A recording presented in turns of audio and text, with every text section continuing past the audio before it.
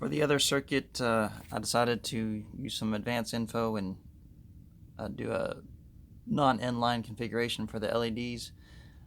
You can see from the circuit that I went ahead and took advantage of a tip that I was told to go ahead and trim some of your resistors. These LEDs on both sides are trimmed about half the length they came in, and you can see it makes the circuit a lot simpler to breadboard, and it still gives you plenty of distance to span most things you would want to span on a breadboard.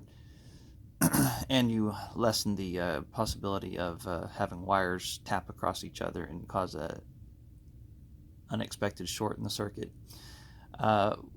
When I did this configuration, I used both bus bars to try to keep the symmetry to the board and keep the orientation correct on the LEDs.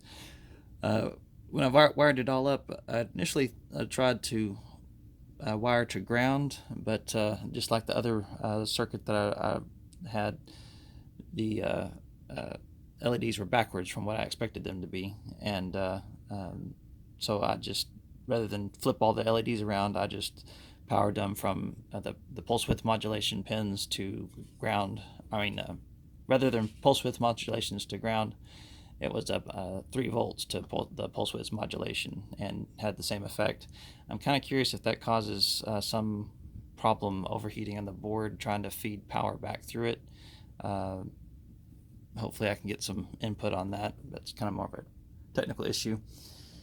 And there was this LED, despite my care, it was still reversed or mispinned, and so I had to correct that.